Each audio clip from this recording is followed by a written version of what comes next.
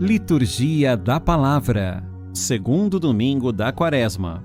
Este é o meu Filho amado, escutai o que ele diz. Primeira leitura. Gênesis, capítulo 22, versículos 1 a 2, 9a, 10 ao 13 e 15 ao 18. Leitura do livro do Gênesis. Naqueles dias, Deus pôs Abraão à prova. Chamando-o, disse: Abraão, e ele respondeu: Aqui estou. E Deus disse: Toma teu filho único, Isaque, a quem tanto amas, dirige-te à terra de Moriá e oferece-o aí em holocausto sobre o monte que eu te indicar. Chegados ao lugar indicado por Deus, Abraão ergueu um altar, colocou a lenha em cima, amarrou o filho e o pôs sobre a lenha em cima do altar. Depois estendeu a mão, empunhando a faca para sacrificar o filho. E eis que o anjo do Senhor gritou do céu, dizendo: Abraão, Abraão! Ele respondeu: Aqui estou. E o anjo lhe disse: Não estendas a mão contra teu filho e não lhe faças nenhum mal. Agora sei que temes a Deus, pois não me recusaste teu filho único. Abraão, erguendo os olhos, viu um carneiro preso num espinheiro pelos chifres. Foi buscá-lo e ofereceu-o em holocausto no lugar do seu filho. O anjo do Senhor chamou Abraão pela segunda vez do céu e lhe disse: Juro por mim mesmo, oráculo do Senhor, uma vez que agiste deste modo e não me recusaste teu filho único, eu te abençoarei e tornarei tão numerosa tua descendência como as estrelas do céu e como as areias da praia do mar. Teus descendentes conquistarão as cidades dos inimigos. Por tua descendência serão abençoadas todas as nações da terra, porque me obedeceste. Palavra do Senhor. Graças a Deus. Salmo responsorial 115, 116b. Andarei na presença de Deus, junto a Ele na terra dos vivos. Guardei a minha fé, mesmo dizendo: é demais o sofrimento em minha vida. É sentida por demais pelo Senhor a morte de seus santos, seus amigos. Eis que sou o vosso servo, ó Senhor, vosso servo que nasceu de vossa serva, mas que quebrastes os grilhões da escravidão. Por isso, oferto um sacrifício de louvor, invocando o nome santo do Senhor. Vou cumprir minhas promessas ao Senhor na presença de seu povo reunido, nos átrios da casa do Senhor, em teu meio, ó cidade de Sião. Andarei na presença de Deus, junto a Ele, na terra dos vivos. Segunda leitura. Romanos, capítulo 8, versículos 31b ao 34. Leitura da carta de São Paulo aos Romanos. Irmãos, se Deus é por nós, quem será contra nós? Deus, que não poupou seu próprio Filho, mas o entregou por todos nós, como não nos daria tudo junto com ele? Quem acusará os escolhidos de Deus? Deus que os declara justos? Quem condenará? Jesus Cristo, que morreu, mas ainda que ressuscitou e está à direita de Deus, intercedendo por nós? Palavra do Senhor. Graças a Deus. Evangelho. Marcos capítulo 9, versículos 2 a 10. Proclamação do Evangelho de Jesus Cristo segundo Marcos. Naquele tempo, Jesus tomou consigo Pedro, Tiago e João e os levou sozinhos a um lugar à parte sobre uma alta montanha.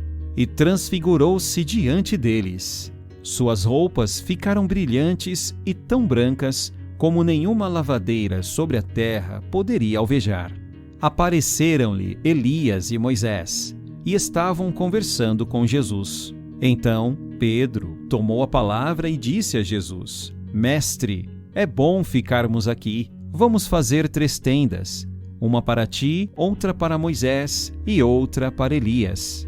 Pedro não sabia o que dizer, pois estavam todos com muito medo. Então desceu uma nuvem e os encobriu com sua sombra. E da nuvem saiu uma voz: Este é meu filho amado, escutai o que ele diz. E de repente, olhando em volta, não viram mais ninguém, a não ser somente Jesus com eles. Ao descerem da montanha, Jesus ordenou que não contassem a ninguém o que tinham visto, até que o Filho do Homem tivesse ressuscitado dos mortos. Eles observaram essa ordem, mas conversavam entre si o que queria dizer ressuscitar dos mortos. Palavra da salvação, glória a vós, Senhor. E já está conosco o Padre Luiz Fernando Nascimento de Oliveira, que vai comentar as leituras deste segundo domingo da Quaresma.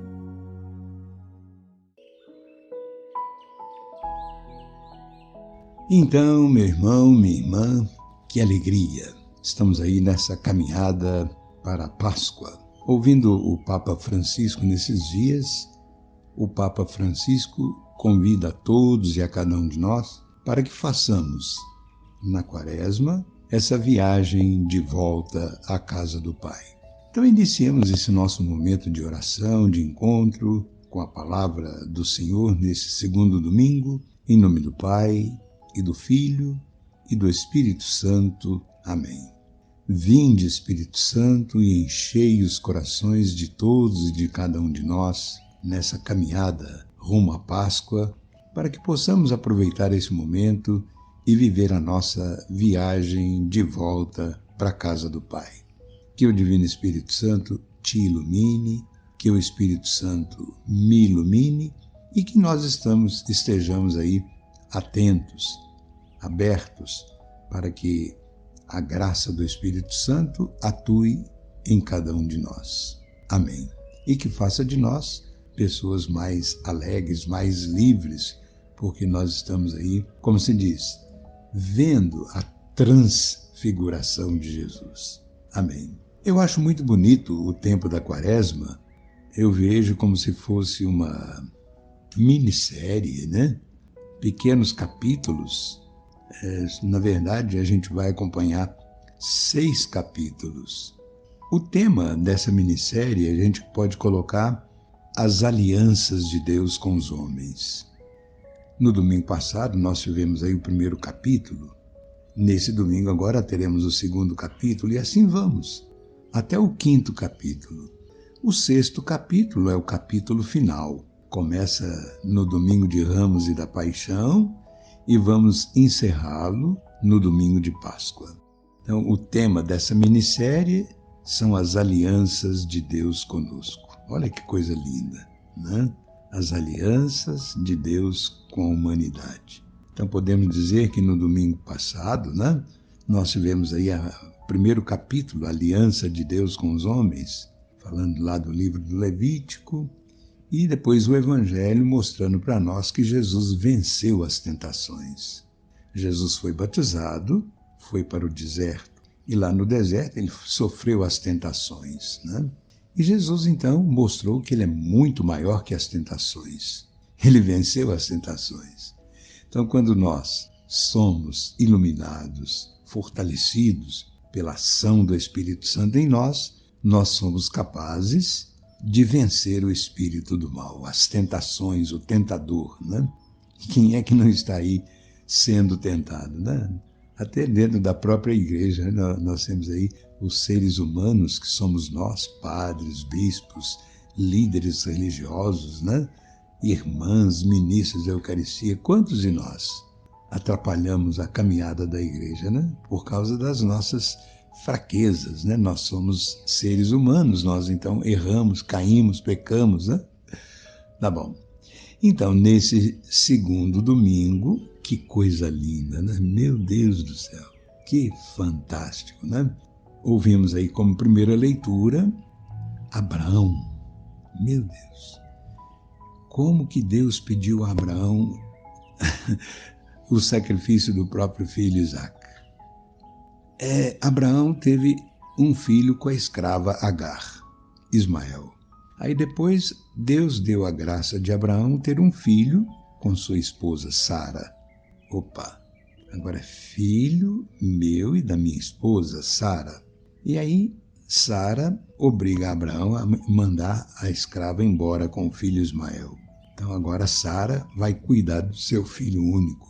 Então Deus quer provar, fazer um teste com a fé de Abraão. Se a gente fosse estudar um pouquinho a fundo, nós vamos ver que isso aqui faz parte das tradições cultuais daquele tempo, né? Então nós vamos perceber uma catequese. Deus, para fazer Abraão, colocar à prova a fé de Abraão, Deus vai pedir o sacrifício do filho único dele. Então Abraão fica imaginando, mas como é que Deus me promete uma descendência longa, uma descendência numerosa, sendo que ele vai pedir o sacrifício do meu filho único? Como é que fica a minha descendência? Que história é essa? Que Deus é esse? Então, olha que prova que Abraão passa, né? E assim todos nós passamos por essas provas, né? Quem é que não passa por essas provas de, como se diz, perder tudo por causa de Deus? E aí Abraão vai. E quando Abraão amarra o filho lá no altar, né, na lenha, né, o filho deve estar gritando até, mas a mãe está longe, a mãe não escuta, né? Aí Abraão empunha o punhal para poder sacrificar o filho e é impedido. Então o nosso Deus, ele não quer sacrifícios humanos. Deus quer o coração. Então Deus percebe o tamanho do coração de Abraão. Olha que coisa linda, né? Meu Deus, a gente até arrepia, né? A segunda leitura, meu Deus, que coisa linda. Paulo aos Romanos. Quem me separará do amor de Deus? Nada. Nada nem ninguém vai nos separar do amor de Deus, né? Que coisa fantástica, né? Como que Paulo se coloca todo nessa confiança, né? Esse Deus que me ama, esse Deus que não poupou nem o seu Filho único para mostrar o seu amor por nós, enquanto que Abraão foi poupado de sacrificar o Filho único dele, Deus não poupou o seu Filho único, o entregou à morte por cada um de nós. Então, se esse Deus nos ama tanto, né? Cabe a mim dar a minha resposta a Ele. Aí chegamos no Evangelho. No Evangelho, estamos aí terminando a missão de Jesus na Galileia. Quanta coisa que Jesus fez na Galileia. E agora Jesus começa a se preparar para ir para Jerusalém, né? Onde ele vai dar-se inteiramente, né? Os apóstolos devem ter ficado assim encabulados, né? Mas que Jesus é esse? Todo mundo querendo prendê-lo, matá-lo, né? E ele vai lá no meio do furacão para ser sacrificado, né? Aí Jesus então convida esse trio, né? Que eu chamo de trio parada dura, Pedro, Tiago e João.